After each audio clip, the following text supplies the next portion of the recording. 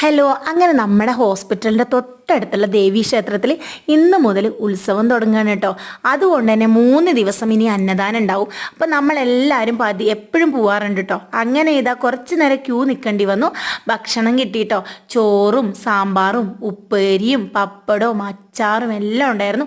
കൂടെ നല്ല അരിപ്പായസം കൂടി ഉണ്ടായിരുന്നു കേട്ടോ. അങ്ങനെ നമ്മൾക്കിത് സീറ്റ് കിട്ടി നമ്മൾ ഇരിക്കുകയാണ് കേട്ടോ.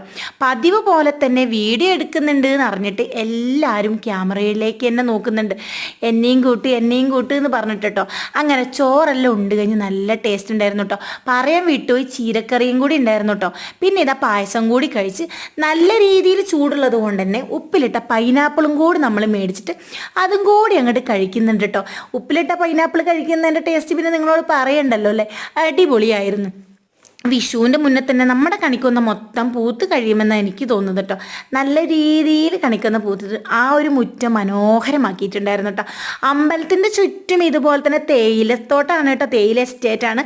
പോകുന്ന വഴിയിൽ നമ്മുടെ ഫ്രണ്ട്സിനെ എല്ലാവരെയും കണ്ട് അവരോടൊക്കെ ഇങ്ങനെ സംസാരിച്ചുകൊണ്ട് ഇങ്ങനെ ചെറിയൊരു ഇടവഴിയിലൂടെയാണ് കേട്ടോ നമ്മൾ പോകുന്നത്. അമ്പലത്തിന് തണുപ്പേകാൻ കുറേ മരങ്ങളൊക്കെ ഉണ്ടായിരുന്നു കേട്ടോ. ആ മരത്തിൻ്റെ താഴെയാണ് നമ്മളെല്ലാ കച്ചവടക്കാരും ഉണ്ടായിരുന്നത്. പിന്നെ നമ്മൾ കുറച്ച് പൊരിയെല്ലാം മേടിച്ച് അവിടെ നിന്നിരുന്ന കുറച്ച് കുട്ടികൾക്ക് ആ പൊരിയെല്ലാം കൊടുത്തു. ഇന്നത്തെ വീഡിയോ വിശേഷം ഇത്രയേ ഉള്ളൂ. ടാറ്റാ.